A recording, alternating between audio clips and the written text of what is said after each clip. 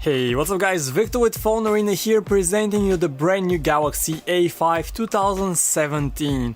We have the Galaxy S and Note series. For the high-end phones we have the super affordable J series, and right in the middle is the Galaxy A series. And the A5 is in the middle of the A series. It's a phone that's right for everyone. A 5.2-inch phone that's neither too big nor too small. It features an AMOLED screen, a USB-C port for charging, the good old 3.5mm headset jack, a stunning new design, and an interesting new side speaker that blasts out music at full volume and sounds pretty good. It has also a small camera on the back, which is a 16-megapixel camera unit.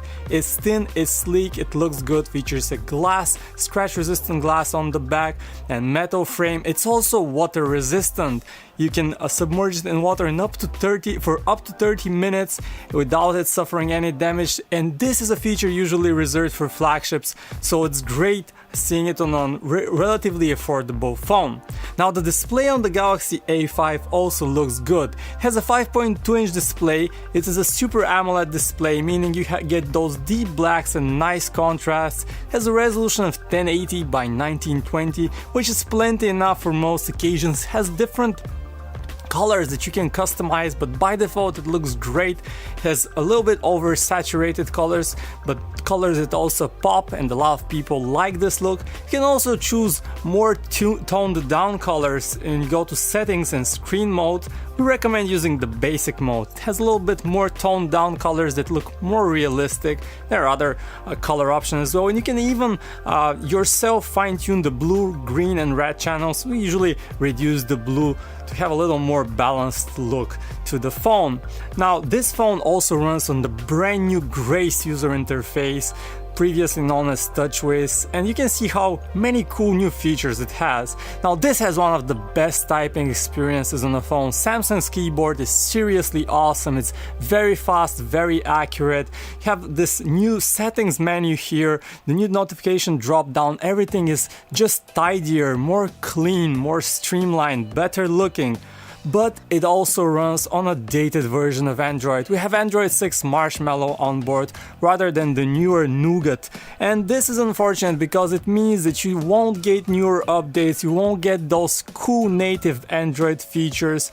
But still, the Grace interface by Samsung looks pretty good. It's rich in features itself, so it's not a huge loss, but it is annoying. And we also have this new device manager that allows you to clean up, get detailed battery stats, and it's really awesome. Usually, previously you'd have to rely on third-party apps in the Play Store that would often look terrible and have adware and so on. So this is a great solution. And you also have multitasking on this phone, split screen multitasking. Now we can try this with YouTube and Spotify and see if we can bring up those two apps at the same time. And you can see how easy it is to resize them and use them simultaneously. You can browse your Spotify playlists while playing a YouTube video. Both of these applications are pretty processor intensive, yet the phone handles them just fine, so we're happy with this. And you can also use them in landscape mode, of course, which is always a welcome addition. Now, what about the performance of this phone? Now, it ships with an octa-core chip, the Exynos chip by Samsung here, and the performance, well, it's good for daily tasks, but if you want to do something more demanding like photo editing or complex Excel sheets or something like that, this is not the phone for you. Now it's fine for casual games like this one here, but it's definitely not for the gamers or more serious people out there. What about the camera? Now this is one of the areas where Samsung usually reserves the best for its flagships, and the same is the case here. We have a 16 megapixel main camera, 16 megapixel front camera, and they take good pictures in daylight. But when it comes to lower light and when it comes to video, there are some very serious compromises. Now, first of all, you don't have 4K video on this phone. The maximum you get is 1080p Full HD. So let's get started and see the video quality. Hey, what's up guys, Victor with PhoneArena here, and today we're testing the Samsung Galaxy A5 2017 edition outdoor on a wintry day. So let's just follow me around to see how the handset is able to adapt to the different video conditions, and we'll also test the continuous autofocus functionality, see if it can refocus on my hand and then back on the background. Let's move the phone down and up to see how it works with different exposure. And now let's try and zoom in, see what we have here. We try to zoom into the maximum level and then we'll go back.